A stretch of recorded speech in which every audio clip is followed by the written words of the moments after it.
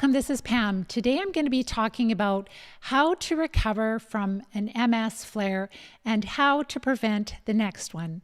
If we haven't met, my name is Pam Bartha. I can talk about this topic because I was diagnosed with multiple sclerosis over 35 years ago, and I've been able to live MS-free for now 35 years. And we've also supported hundreds, thousands of people all over the world, helping them to recover from multiple sclerosis and other chronic diseases. So today we're going to be talking about what is causing an MS flare, what are the triggers, how can we prevent MS flares in the future, but most importantly, how can we recover so that we don't have MS flares in the future.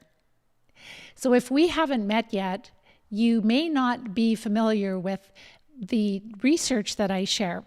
Basically, that multiple sclerosis is caused by a parasitic infestation. I have shared a lot of research on this topic. We've also shared many successes of our students that have treated parasites and recovered from multiple sclerosis and other chronic diseases. And today, what I'd like to do is, maybe this is the first time you've found me, and maybe you are dealing with some pretty strong symptoms. Maybe you're having a flare, and I want to give you some really helpful advice on how to turn it around really quickly. Number one, it's really important to understand what you're dealing with, and this is a parasitic infestation. So go back and you can watch my videos that I've shared, different types of infections that cause MS. It's been linked with things like fungal overgrowth for many years, but then also the Lyme infections, the Lyme co-infections, and more recently worms. And then I've shared a lot of research on another Babesia or malaria type protozoa. So there are so many different infections that are found really commonly in multiple sclerosis. So this whole talk is going to be based on, we do know what causes MS. And so we're going to do specific measures that are going to be addressing the root cause. Let's first talk about triggers though. Like, why are we, if we have multiple sclerosis, what kind of things will make our symptoms worse? What will give us a flare? So when we're dealing with a parasitic infestation, then if we're going through a lot of stress, especially the emotional stress, I just know from working with many people that these infections, our immune system really responds or reacts to the stress hormones. So when the parasites do. So when we are under tremendous amounts of stress, immunosuppressive, plus the parasites react to the stress hormones. Of course, a lot of times we're not sleeping. We have a lot of cortisol running through our blood. So those kind of stresses, and it's really the emotional, I say gut-wrenching stresses, where it could be relationship, it could be somebody sick, it could be somebody passing away. Those kind of things can definitely bring on a trigger. Other stresses, maybe it's like terrible financial stress that can bring on a car accidents, a physical stress where you have been injured, or maybe you don't have broken bones, but just the trauma from the accident definitely can trigger a flare. But then certain things in our diet can really also trigger a flare. So we know that the parasites, their favorite source of energy is, if you've been listening to my work, you can type in the question box there, what is their favorite source of energy? It is carbohydrates and simple sugars. So when we're eating too many carbs, that is really activating the parasites more. If we're having a lot of caffeine and carbs, we are really stimulating and activating and making the parasites more active. They're producing more poisons, more toxins, and that is all definitely going to result in more activity and more symptoms and a possible flare. If we are really sleep deprived, so maybe we're dealing with insomnia, which is often caused by these parasites, that can be one of the factors that really encourages us to have another flare. So sleep deprivation, high amounts of stress, diet, like high amounts of sugar, and other things like even just being really constipated and having the toxins build up in our intestines. We're not releasing the waste material. Those kind of things can really also cause us to have a higher toxin load. So whether it's increased toxins from the activity from the parasites because of what we're eating, or it could be that we're not eliminating their toxins well enough, so they're building up, going back into the blood. Sometimes the liver can't keep up, and then we end up with poisons in our brain. So it's not a mystery when we have a flare. It is, you can start to look back and kind of say, what was different about my life at that time? Was there a stressful event? Was there much less sleep? Was I eating a lot of wrong foods? Maybe drinking too much alcohol? There's all kinds of, it's kind of like when we have multiple sclerosis, we are significantly taxed. Like, think about you're like the camel with the overloaded back.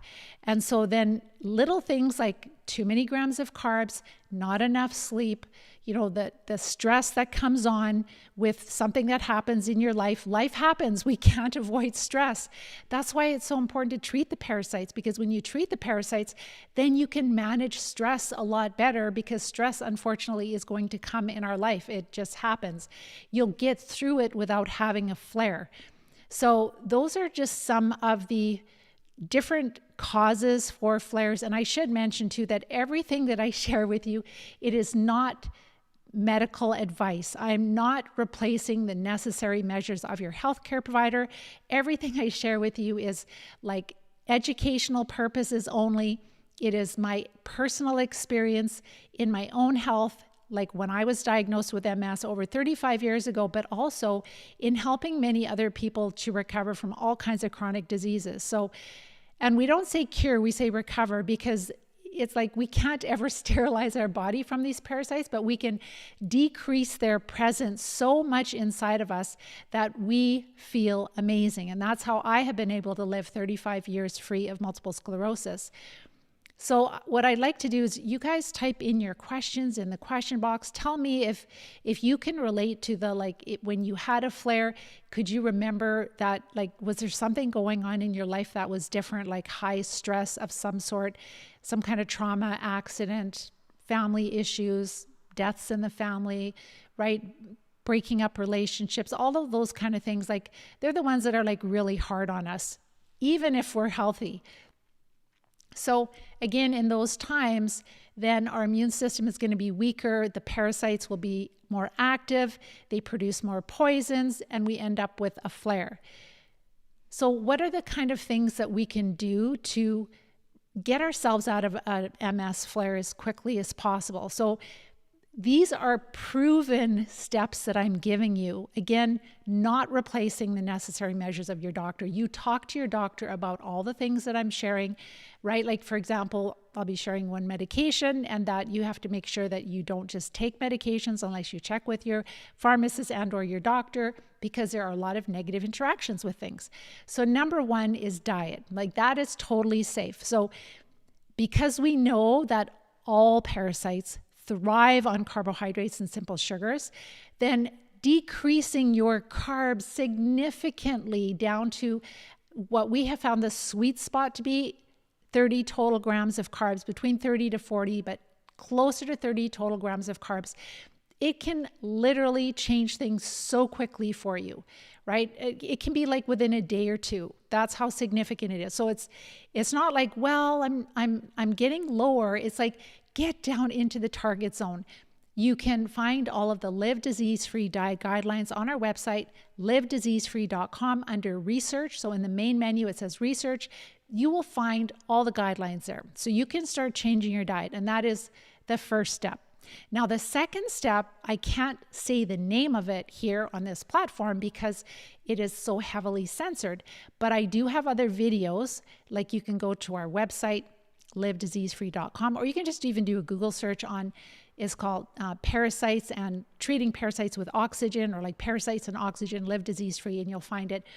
That's probably the best place to, and there I talk about this specific oxidizing agent. So we have students that join our program, the Live Disease Free plan, and they're really, really sick, and they are sometimes they're in a flare. And So it's really important, number one, to have guidance through doing things properly and then doing the right steps. So number one is diet. You can start that on day one. Getting your carbs down, that's going to make the parasites more quiet. They're going to produce less poisons, and that's going to help your symptoms turn around very quickly. Number two is the oxidizing enema. So this is where we're using filtered water and we're adding just a safe amount of this oxygen type therapy into the water, and we're doing enemas. And people are literally passing worms like they'll do one enema, let's say in the morning, they might do the next enema the next morning, and they're already starting to pass worms. So we know that people that have multiple sclerosis and other serious chronic neurodegenerative diseases, they are infested with parasites. So worms and protozoa and fungi and bacteria. So you can start clearing some of that out of your large intestine through enemas. You won't be able to reach the small intestine, only the large intestine with an enema. So there's about 20 feet of small intestine, or maybe a little bit more, and then there's 5 feet of large intestine. And so there's a valve between the two, so you will be able to start flushing out parasites out of the large intestine. And some keys about this enema, so this is where I teach students how to do it safely, where they start with small enemas. And like what they'll do is they'll have this filtered water with the oxygen agent in it, and then they will maybe allow 300 mils, and it's lukewarm, it's not cold water because that wouldn't feel very good. And so they allow maybe, 300, 250, they don't measure, but maybe half of the amount of water. They may start with a 500 mil enema, and they let half of that water go into them. And then they feel like they have to have a bowel movement. So then they go over to the bathroom and they release that stool in the toilet.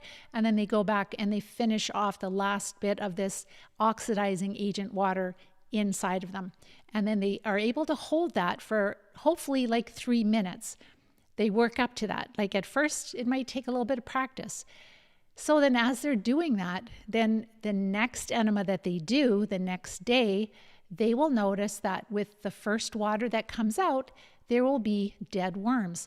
And so literally this is how crazy it is. So we've had just a couple of students sharing just in the last, they're fairly new, but one of the students was literally just following the diet, started doing several enemas, and she was able to use her left hand again. And she had much more balance, and she could go up and down ladders with her husband. Now she's actually riding her bike, her Harley Davidson bike again. She was in tears because she thought she had to give it up because she couldn't use her left hand anymore. And that was before she was really even starting to treat seriously with herbs and parasite drugs, etc. So this is the key, is that even for those students that are in our Live Disease-Free plan, they never, ever just start treating when they're feeling horrible. They first do the prep phase, which is the diet and supporting the body. So this is where they're working on daily bowel movements. So you can do that too. You can make sure you're having daily bowel movements. You may need to use some kind of a supplement to help you, maybe something like oxy powder. You can find that on our website, livediseasefree.com. It works really well with most of our students. Some have severe constipation, and then they might add in extra strength vitality capsules from Dr. Jennifer Daniels. That's a really great extra, but most people don't need that. So they're getting their bowels moving, they're getting rest, right? If you're dealing with a flare, you've got to find a way, whether it's not doing work, whether it's having help with your children, whatever it is, you've got to rest. And of course, drinking filtered water, but the diet is a game changer. Those enemas, you can turn things around within days really quickly. And so if you do the first enema and you feel amazing after it, and then let's say a few hours later, you kind of feel like your stomach is off a little bit, you feel irritable, you feel like you just don't feel good. There's just it's not severe or bad, but it's just like, I felt so good after the enema, and now I'm just not feeling good. You could do another one and you will flush out a worm. So what happens is when the worms start dying, especially at the start, like when we have a lot of them and our immune system is compromised because it's dealing with so much, then when you kill the worms, then the immune system actually goes, oh my gosh, there's a parasite, and it goes after it. And that's what the symptoms are. The symptoms we have in a flare is our immune system. It's the reaction of our immune system to those infections. So this is why you can just know that those oxidizing agents, if you use the right concentration, it's totally safe. You can do 2 if you need to do 2 in a day.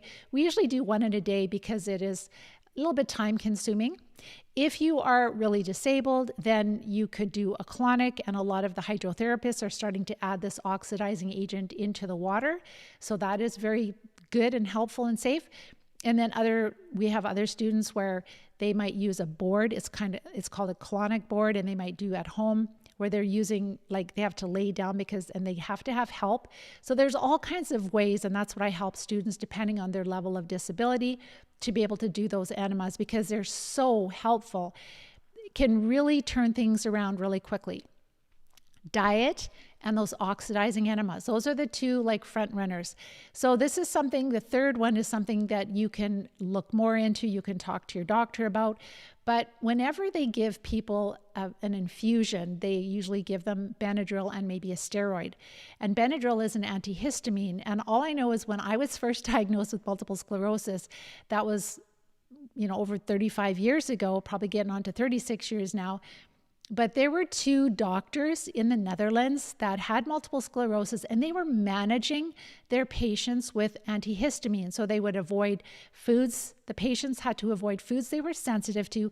They had to avoid caffeine. I should say that's another thing. Make sure you're not having caffeine either. So no sugar, no caffeine, and with our diet, you're actually not having any grains, grains. We're not having any grains either. So low carb, no caffeine, no alcohol, right? All of that. Because caffeine will stimulate the parasites, right? And we're wanting to make them quiet. So we don't want to stimulate them. No caffeine, no sugar. Sugar is like putting gas on a fire. That is how much they love sugar. So look into an antihistamine. So I've shared research about mast cell activation disorder. So we know that there's higher histamine in multiple sclerosis and in many other conditions too. And so our mast cells are part of our immune system, which are dealing with parasites for sure.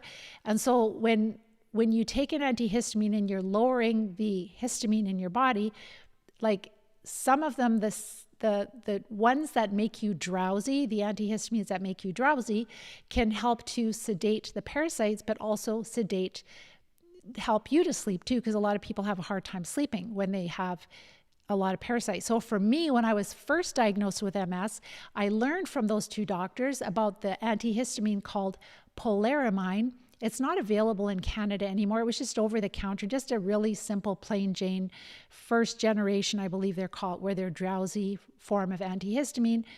And that, it's not for everybody, but for me, it was so helpful because I had such terrible insomnia. I had the optic neuritis, I had headaches, I had tingling in my legs. I had terrible, terrible insomnia. And when I took the antihistamine, I started to feel just calm. And it really helped me a lot, to the point where I could sleep. And then when you can sleep, then you can start to heal a little bit.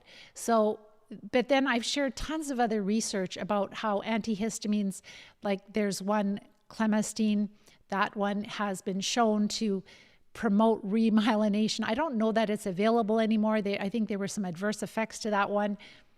It does not remyelinate your nerves, but it does decrease inflammation, and then your body starts to remyelinate nerves.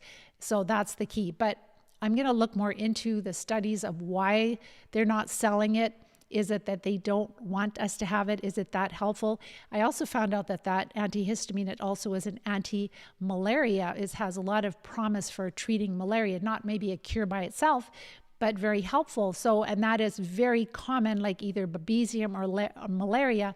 That protozoa is significantly present in a lot of MS by the research. I've done a 6-part series on that. You can find all of these things on our Live Disease Free website under blog. Those are the articles that I write. I always take these videos and give you a condensed version of these videos also, so that you can just go through the videos if you're maybe making supper, or maybe you want to just scan the notes. So that is on Live Disease Free. But if you want to find a specific topic, you can just do a Google search and Live Disease Free and malaria, and you'll find the 6-part series there. So antihistamine can be really helpful for many people, whether maybe you're just starting to use it at night because it's helping you to sleep. So the the active ingredient in Benadryl is actually like an over-the-counter sleep aid. It's got a different brand name for a different, they call it something different for sleep, but you can find the generic active ingredient for Benadryl cheap in the drugstore. Again, check with your pharmacist, check with your doctor if you're taking any medications, because there can always be negative interactions between medications that you're on. And let's say if you want to use an antihistamine to help decrease the inflammation. So an antihistamine can be really helpful, really, really helpful. I'm going to be talking more about that because there's another whole story of, I won't even go into it, but where actually giving people with MS histamine, actually it was life-changing, but that all got shut down in the 1950s or 60s, a long time ago. So, but that's a whole different thing, because it's like, if you increase histamine, then it's an increasing a pathway, is the H2 pathway, which actually decreases. It's more the immune modulatory pathway. I'm going to try to keep it simple, but basically it's just promoting immune modulation. And so otherwise you're stuck in this H1 pathway, and that is like pro-inflammatory, and that's with the flares that we're having, the MS attacks. So maybe we want to use a binder. So activated charcoal is an amazing binder. It will absorb toxins in your intestines. You don't want to use it long term because it does bind to your fat-soluble vitamins, so just using it in a crisis is fine. Make sure to take it at least 2 to 3 hours away from medications and supplements, because it will bind to medications. So take it away from that. But you know, you could follow the bottle dose, or you can take 5 capsules of activated charcoal. It's something good to have in the home in case you ever have food poisoning. It's just a wonderful, cheap, effective, helpful thing to take. So those are some really important things, and just making sure your bowels are moving. So like as you are getting your carbs down low, making sure your bowels are moving, and then you may use an antihistamine to promote sleep, and then you're using the oxidizing enema to just start to decrease the parasite load in your intestines, and you can turn things around so incredibly quickly. It's just shocking. Like, it's absolutely amazing. So the diet is really, really important. And I sound like a broken record, but if you only knew, like if you haven't tried it yet, if you take it really seriously and you check on the Chronometer app and you make sure you're in that target zone of total grams of carbs, not net, but total grams of carbs, down to the 30 to 40 total grams of carbs per day, like you'll be just like, oh my gosh, I cannot believe how much better I feel. And that is such an amazing thing. Like, it is so incredibly wonderful that such a simple thing, you don't have to go to a doctor for that. You don't have to buy special food. You just have to avoid certain foods, and it can be life-changing. All right, so I'm going to see if you have any questions. All right, there's a few in here. So hello. Sorry I was late. Technical issues. My mic was not working. I think it's working now because there are no people, nobody's saying that they can't hear me, so that's good. So, hey, how much does the program cost on average? So what you should do if you want to consider working with us, then just watch my masterclass training. Because like, you want to know everything. You want to know like what's covered, what are we doing in the program, what is the cost. And so all of those questions are answered in the masterclass, but also in the coach-a-thon. So if you watch the masterclass training, that is an overview. Then you can fill out a form. And then if we feel you're qualified, like, we just want to make sure you're ready, that you're at the place where it's like that you get it, it makes sense to you. You have the right mindset, because it is going to be work. It's a lot of work. Like, a lot of people don't realize how much work it is. I think, oh, you know, just like a lot of people are just taking 2 parasite drugs. I'm not even going to say the names of them, and they're just winging it, and they're not getting better. They're not getting better at all. And then one lady that I was chatting with today that's going to join the program. She has literally spent $65,000 to $70,000 plus, and nothing's really made a difference because she has never treated the parasites. So watch my masterclass training. I talk about all the steps. The coach-a-thon goes into greater detail, like how are we going to find practitioners? How are we going to get access to treatments? How do we even build a treatment plan? And so then from there, they also share the cost of the program, all the steps we take, the time commitment, and that's all in the coach-a-thon. And then if you feel it's a good fit for you, then you and I are going to chat. Some people just join already, but this is the most cost-effective way to recover from MS and other diseases, because we don't recommend a lot of testing. Most tests are not going to give you enough information for the cost. You're not going to need a lot of supplements because it becomes expensive urine, and actually some supplements will feed the parasites. So the only tests that would be helpful is just a basic comprehensive panel where you're looking to see, your basic blood work that you would get from your GP. But a lot of states in the US, you can actually go through LabCorp or Quest and you can order your own blood work too. So just basic blood work. It is helpful to be energy tested, maybe once. That might be a couple $100. And then, so the blood work, I think, is like a couple $100. The energy testing, where they actually test samples of the parasite drugs to see if you test well for them or not through measuring changes in your energy. So that's biophysics. And then the parasite drugs, if you get them through compounding pharmacies, or in certain countries you can order from online pharmacies, on average they're about $100 per drug per treatment cycle.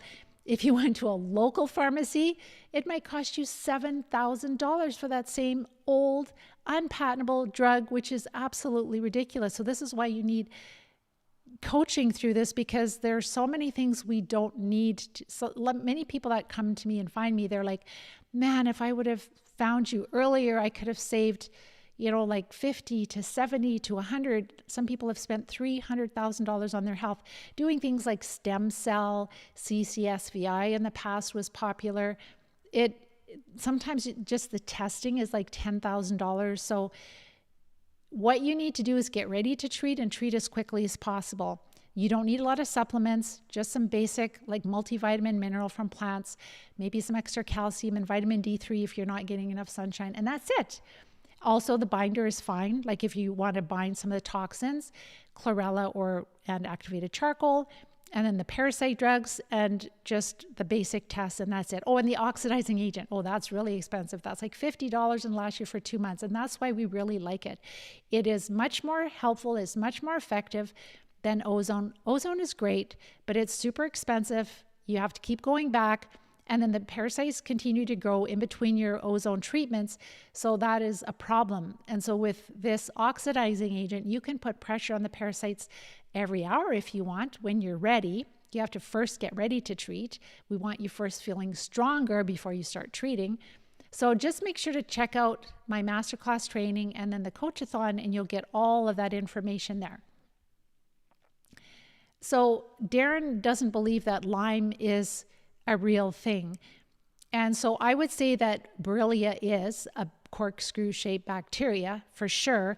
And if you listen to, I have a bunch of talks about this spirochete bacteria being found like back in 1911 in the spinal fluid of MS and not of other people, or not of animals and people. So yes, I believe that that is a microbe that gets out of balance, but is it the only cause of multiple sclerosis? We have not seen that. The students I work with are infested with bigger worms, and they have probably Borrelia. But the problem is, if you get tested for Lyme and then they feel that you have Lyme disease, is that what's causing your biggest, strongest symptoms? Or could it be something else? What if you have 100 worms in you? Like, do you not think that a worm would make a lot more pain and agony and damage in your body than a microscopic bacteria that you can't even see with the naked eye? Yes. So we do believe that, our students, through like our infection survey where we look at symptoms and health, some of our students have worked with Lyme litter doctors, so they have had tests done and it's shown that they do have evidence of these infections. So we treat from large to small. We treat worms and fungus and protozoa and bacteria. So we do treat all of it. It's like a weedy lawn. You've got all kinds of different weeds, all kinds of different parasites that get out of control when we're sick. And so that's why it is important to treat all of them. But Is it that MS is caused by Lyme disease? I have not seen that. There's not one student I've worked with that has recovered by only just treating like for a bacteria or for a protozoa. It is multi. I used to think that, oh, maybe it was, the protozoa, but then you see all the big worms coming out and you're like, and they're getting better and better from that. It's like the bigger worms can cause a lot more heartache and grief and pain and agony than a microscopic bacteria. So you said, Darren, you took antibiotics for a year for something that doesn't exist. Well, antibiotics are not effective for chronic Lyme. Even if you have some of the spirochetes that have made it into the central nervous system. So Dr. Alan McDonald has found the spirochetes in the central nervous system of MS patients. Also, there's many studies. You can find them on our website, livediseasefree.com, under research. So yes, the spirochete has been linked with MS for many, many years, since like 1911.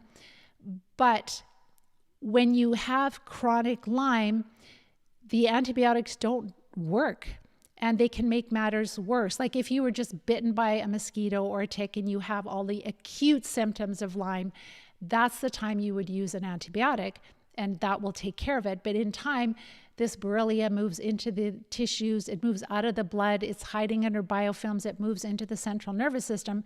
So then no, antibiotics are not going to be helpful. So we treat the big parasites. That way your body will deal with a smaller Lyme, etc. But we like liposomal herbs, which are much more, they're safer, they're more gentle, and they are very effective. But you can't treat Borrelia. If you don't treat the big worms, you'll never clear Borrelia, which causes Lyme, because actually it's been shown by Dr. Alan McDonald that the small nematodes that are in the central nervous system of every MS subject he tested, they're full of Borrelia, which is Lyme, which is the bacteria that causes Lyme disease. So it's really important to understand all of these things because it's challenging to treat. It's challenging to recover if we don't understand what we're dealing with. And with all the research we've done, I believe we are leaders in the world with respect to these different types of parasites, not just in MS, but other diseases, and really understanding what we're up against and how to treat. We call it a layering of therapies approach. And Darren, you said stress does not cause disease. No, but if you are under chronic stress all the time, then what happens is it is definitely immune suppressive. It suppresses your immune system, so then it does wear you down. So people that do not have a lot of stress, if they live a healthy lifestyle, versus somebody who has tons of stress all the time, is definitely hard on us. But stress is part of life, and so it is really important to understand that. And so when we exercise and we eat right and we definitely take, nutritional supplements to fill in what's missing from our diet, and we manage the microbes, we can handle the stress. And I think the big factor, what we're missing, is that most of us, we don't know that we're dealing with parasites. Like that lady I was talking to today, she never heard of that before. And so they're doing all these other things and spending thousands of dollars working with integrated practitioners and not treating the root cause. And that is why they're not getting better. But if you treat the root cause, if you restore enough balance, you can handle the stresses of life. All right.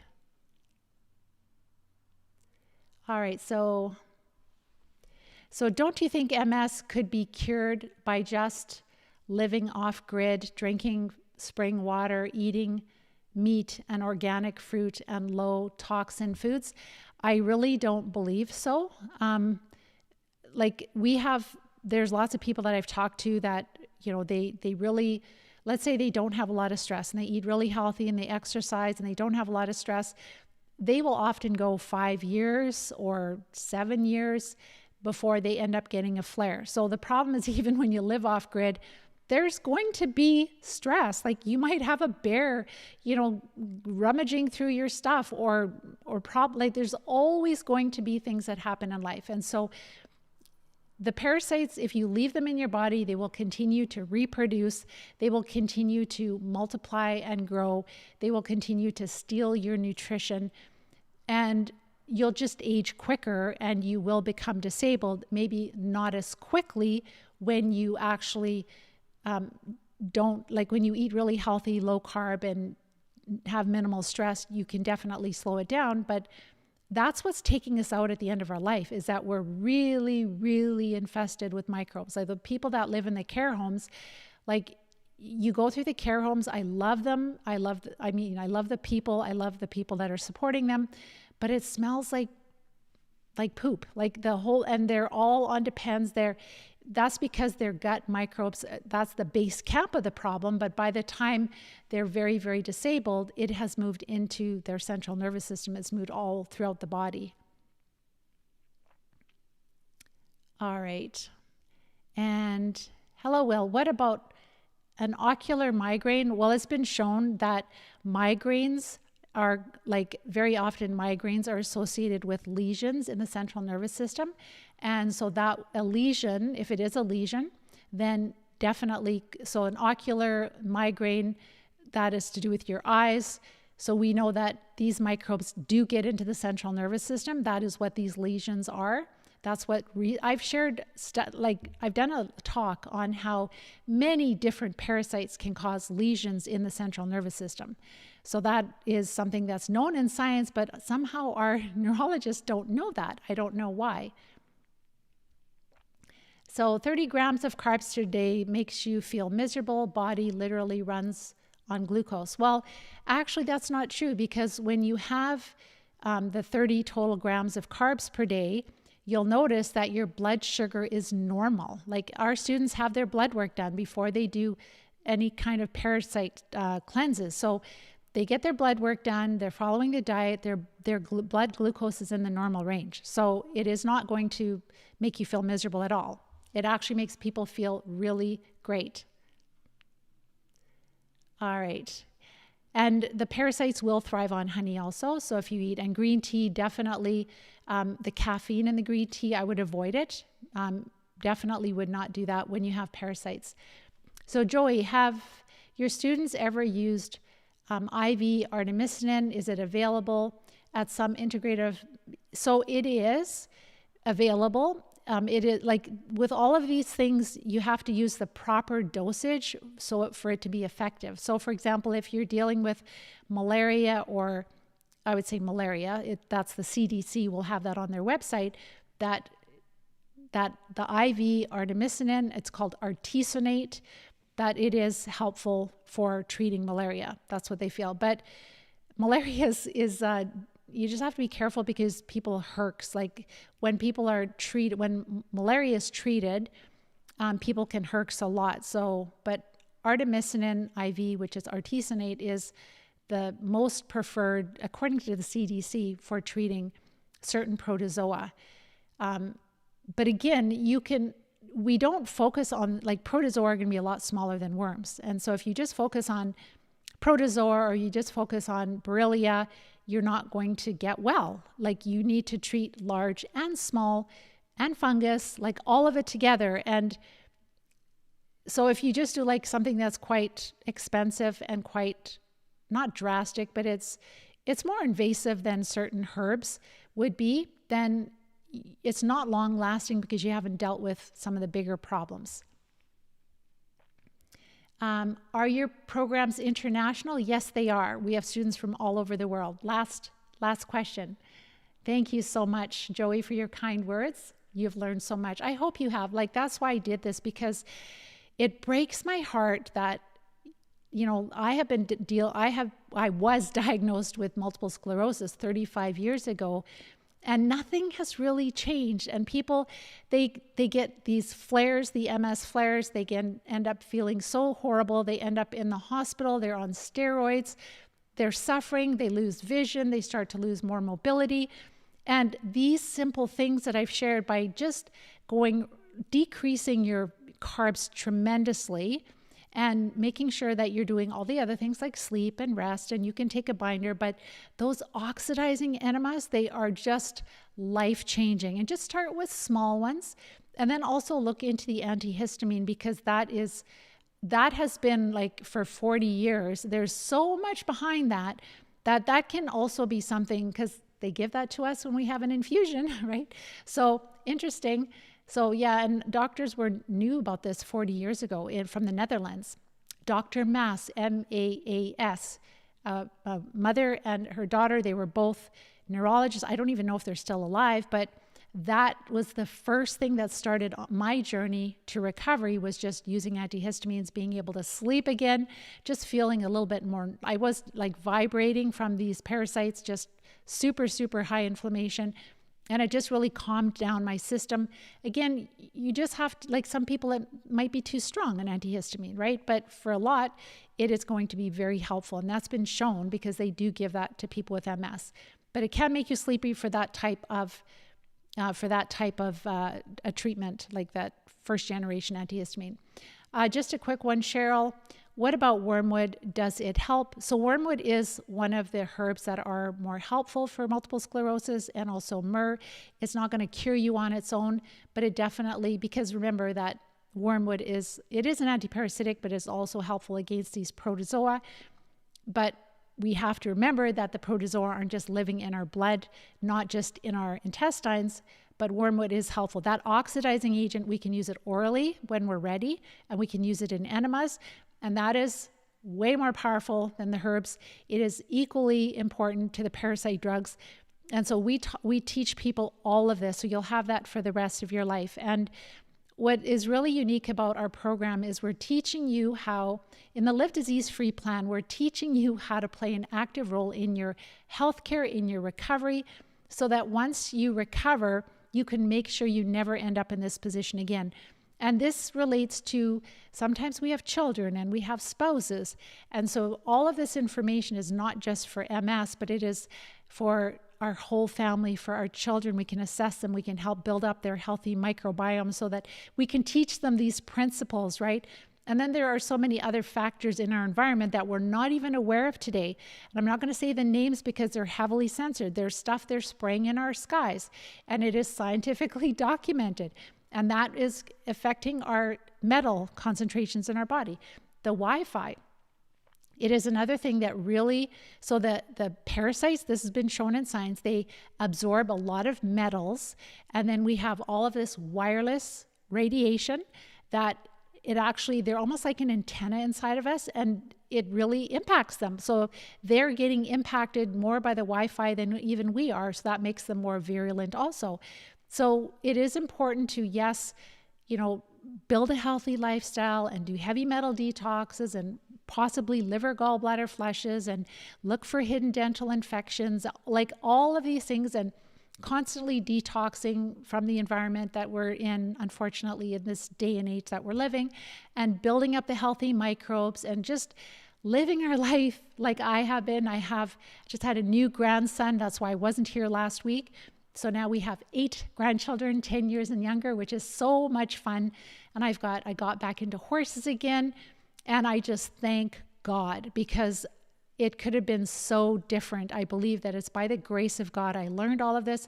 I work really hard. I do a ton of research. Check out our website, livediseasefree.com.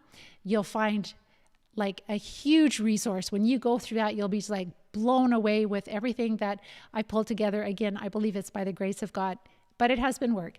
So I'm going to let you guys go, and I will be back next week. Take care and bye-bye for now. Actually, I won't be back next week. I'll be back the week after. All right. Hope you have a wonderful week. Take care and bye-bye for now.